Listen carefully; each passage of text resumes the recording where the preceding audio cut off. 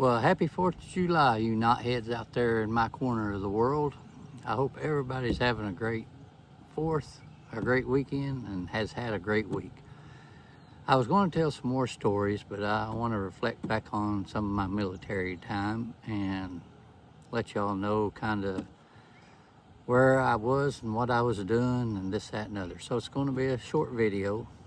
I got some celebrations going on. I got stuff on the grill and beer and ice chest. So anyway, get away from narcotics for today's video. I want to thank all the people out there that are veterans that are serving today, a special 250th anniversary day on 4th of July. I know a lot of people think I'm not a serious person, but today's always been a special day because of what this country's went through and the people that has signed up to give their life for their country. Damn mosquitoes eat me up. I'm here in Michigan still. That's a river right behind me. And then over that little land right there is Lake Michigan. So it's a pretty cool camping spot. But anyway, get back to that. Me and my best friend joined the military at the same time, but we didn't have the same reasons of going in. A lot of people, even my family, don't know what I'm about to tell you. But when I was a young knothead, I got in trouble, and knowing what I know now, they basically blackmailed me to go into the military. I got in some trouble when I was 17, 18 years old, the summer after I got out of high school. And my mom and dad were friends with the county judge, the circuit judge. And I got into a little bit of trouble. And anyhow, the sheriff come pick me up, took me to jail for a couple of days, and took me to court. And the only people in court was the sheriff, the judge, Hal Barnes, he's long deceased since then, and my mom and dad. That was all. And like I said, I was young and dumb, didn't know any difference. And the judge asked me about all this stuff that I was wrapped up in. Wasn't drugs at all. I just knew shit about people stealing and breaking in houses and breaking in stores and this, that, and other. And I would never snitch on them, but I also was involved in some of that stuff. Not necessarily breaking in and all that, but I was involved. I sold shit for people, to be honest with you. And so they got me in the judge thing, and Hal Barnes told me, he says, Chris, I'm going to give you an option. You can either go to jail, prison, or you can join the military. And me and my best friend Jimmy had already discussed this, and we had planned on going into the military. So that just was icing on the cake for me to say, send me to the damn military. I don't want to go to jail. And then later on in my life, I enjoyed going to jail when I worked undercover, so, but it was under my conditions then. So me and Jimmy joined up and went in the military together. I have his tattoo right here. That's his gravestone. He committed suicide. We grew up together from about the 3rd grade till, I don't know, probably the 90s.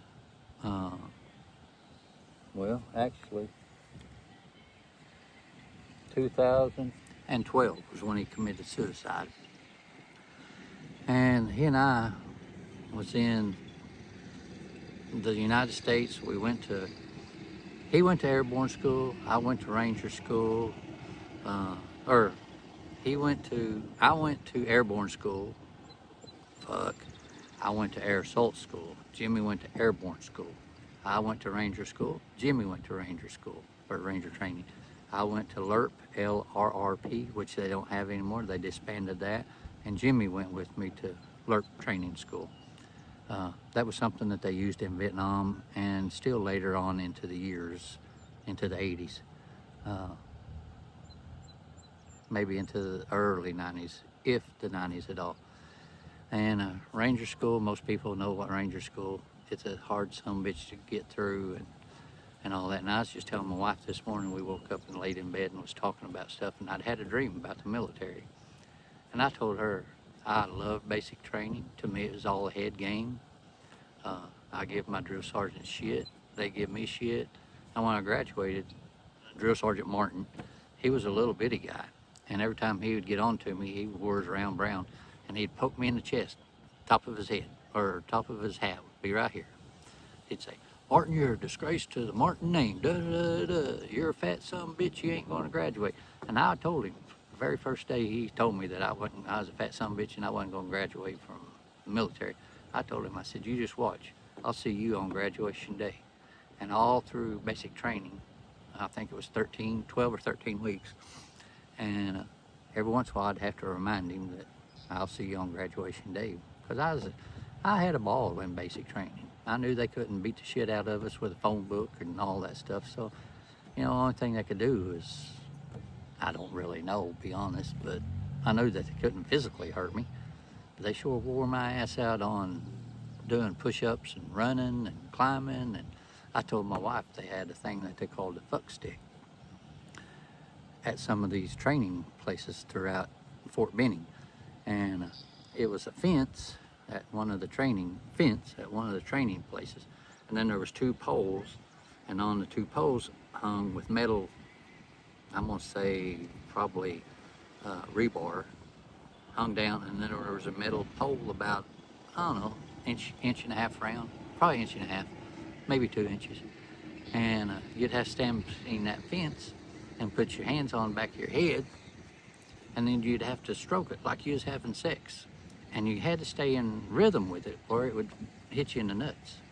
And I was telling her about that this morning. She's like, I've never heard of anything like that. And it's like, military, they have all kinds of crazy stuff to do everything.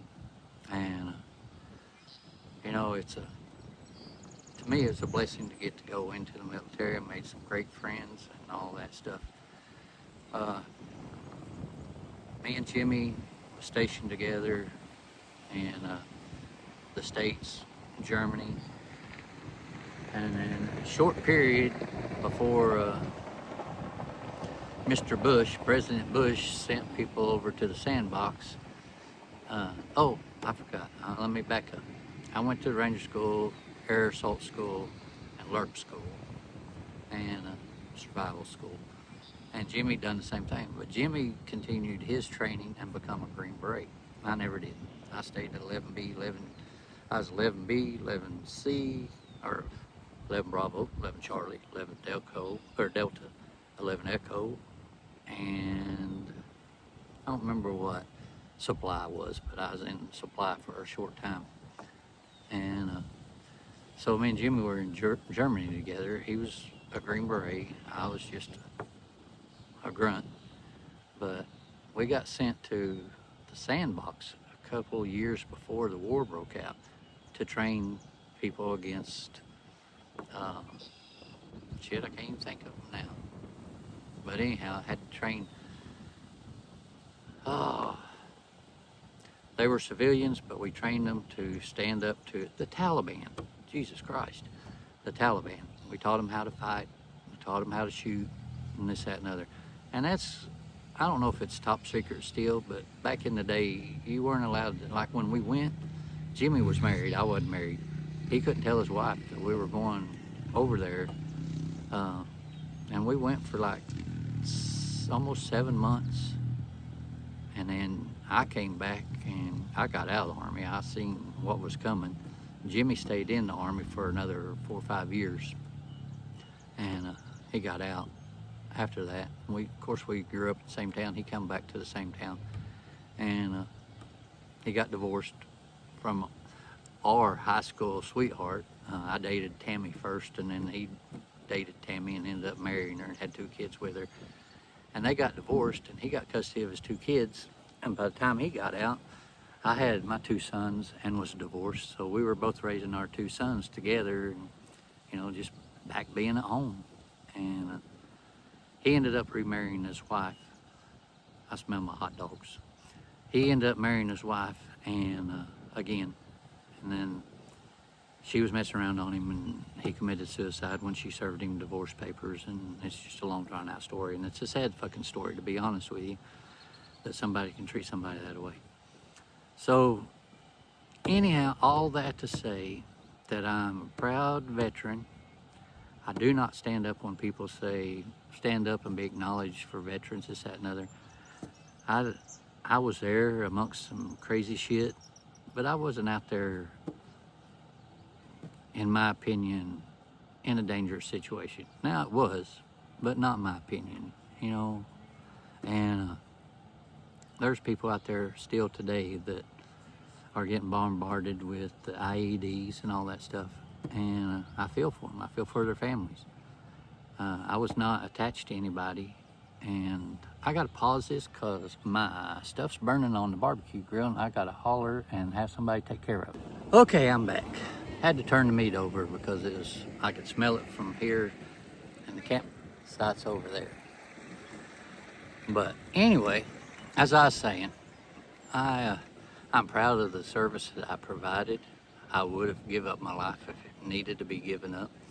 And people today, you know, sometimes I find that I'm gonna make people pissed off here, but you know, people that suffer from PTSD and all this stuff that, I don't know, I've heard people get their ass whipped and this, that, and other, and all this stuff. Not in the military, just everyday life, you know, a car wreck. They suffer from PTSD and that. And it's hard for me to understand that from seeing the things that I've seen. And I do suffer from PTSD. I'm on medication for it. But I don't let that hold me back from enjoying my life and doing what the hell I want to do. I also, because I was a knothead in the military, I received 4 Article 15s from just playing around. The only thing I got one for that I wasn't playing around with, and it was just an accident, is I was working on my deuce and a half, and it was raining. We were in Grafensburg, Germany. Cold some bitch, it was raining. I was working on my deuce and a half up on the bumper. And if you know what a deuce and a half is, you're 3 or 4 foot off the ground at some points if you're standing on the front bumper and fenders. And my captain, he was a tanker. We didn't get along. He wasn't an infantryman. And he come over griping at me, this, that, and other. And I turned too quick, and my boot slipped, and I fell off, and I caught him with my elbow and broke his nose. And I got an Article 15. They took all my money for 3 months, I think, something like that. And that's when I was introduced to the black market in Germany. You know, I could still go to the PX and buy cigarettes. I didn't smoke, so I got my ration cards for cigarettes, 4 cartons a month. I had my whiskey allotment that I could get. And I knew people that didn't smoke or drink, and so they'd give me their ration cards, or they'd go get it for me. And I had a couple bars in Germany that I'd sell Jim Beam, Jack Daniels too, and cigarettes and all that stuff. So I was making money, but illegally. But I had to survive, and I know that's kind of contradictory of what I was when I talk about working undercover and stuff. But you know, being 18, 19 years old, you don't really think about that. And my opinion, I wasn't hurting anybody. I was selling it to a bar that sold the same stuff. They just couldn't get American stuff as cheap as we could, of course. But back to me and Jimmy, like I said, he and I have been best friends since grade school, grew up together, all this stuff. And I miss that little guy. And he was when he had to be. He was a mean dude, and he could back up anything he said. And he and I have had some of the same tattoos. Got my dog tags, my air assault wings, boots on the ground, CIB, Jimmy's tombstone. We were part of the Hell on Wheels, which is not anymore, and Ranger tab on the back of my arm, burp tag on the back of my arm. And it was just a real fun single man's life, I guess, that I lived. Because there's not a minute that I regret. I enjoyed my military time. And I could have done better. I went in as E1, got out as E5. like I said, had 4 Article 15, should have been kicked out, should have been whatever. But my top, or my top sergeant, he took a shine to me, I guess. He was from Texas, I was from Arkansas. The only beef I ever had was Colonel Blankenship, or Captain Blankenship. He's the dude that I slipped and broke his elbow. Now, I wish I could say that I done that on purpose, but I did not. But he's really about the only one I ever had a beef with. Sergeant Swanson, he was in charge of supply, and I drove a supply truck to and from doing this, that, and the other, picking up anything from sleeping bags to law rockets and all that stuff. He and I never had a beef. The only time he and I ever had a beef, I was supposed to be in the barracks on weekends. I couldn't go outside, couldn't go into town, couldn't do anything in Fort Hood, Texas. So I would send my buddies, I was on the ground floor, I'd send my buddies out, get a keg, I'd sit in the window, we'd listen to old Bo Cephas, and I sat in the window and just got drunker than a skunk. And I actually have some pictures of him getting on to me outside and this, that, and other. But like I said, I can't tell you how much I appreciate the veterans that have been and that are serving. Kind of makes me tear up every once in a while. Because when you do, you give up, you sign a piece of paper and you raise your hand to give your life for this country. And when I was in Germany, they had a requirement of all boys that graduated high school to serve in the military for at least 2 years. I think that should be a thing nowadays. In my opinion, and I was just talking to my wife about this, in my opinion, we grew up where you had party lines, no computers. If you wanted to play, you went out and kicked rocks or played in the woods or went swimming in the creeks, this, that, and other. That's how I grew up. And now today, and my children were the same way. Now they got video games, and this, that, and other. And like I said, we grew up, had party lines, had neighbors that you talked to, this, that, and other. And life is just, and children are just different than they were when I grew up. But that still don't take reason away from them serving in the military and all that stuff.